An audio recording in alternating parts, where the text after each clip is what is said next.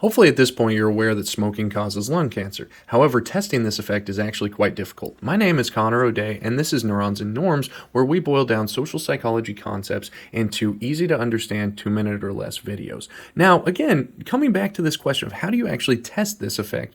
Well, a traditional experiment is one where you have groups. You randomly assign people to those groups, meaning that there's no rhyme or reason to why someone was placed in one group or another. It's sort of like flipping a coin. You randomly place them into one of those two or more groups, and then you see, does that produce a change in the outcome?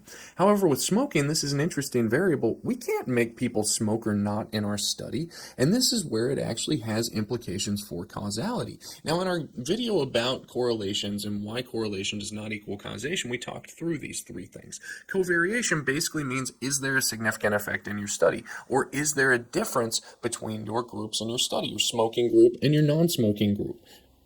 And pretty much every study design can meet this criteria for causality if there is a significant effect. Where it gets harder is when we get to temporal precedence and internal validity. So think about temporal precedence. Here you're asking, does your predictor come before your outcome? And in order to meet this criteria, you have to definitively show that your predictor came first and your outcome came second. Now, does it make sense that smoking would come first and lung cancer would come later?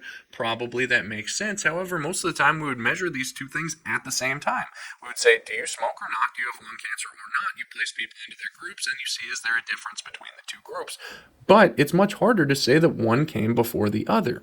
And the last criteria here, which is internal validity, this is where it gets even more difficult because you have to definitively show that it is due to your predictor. The changes in your outcome are due to your predictor and not some other variable. In this case, what if the person who smoked grew up in a household where maybe there were other things in the environment that made them more likely to develop lung cancer for whatever reason? It could be due to a number of things. People who smoke are also maybe more likely to be impulsive in other areas, and that might lead to a higher likelihood of having lung cancer. We just don't know. It could be due to impulsivity. It could be due to the environment that someone is in, and this is why it gets really tough. But what's similar between quasi-experiments and experiments is that there's groups.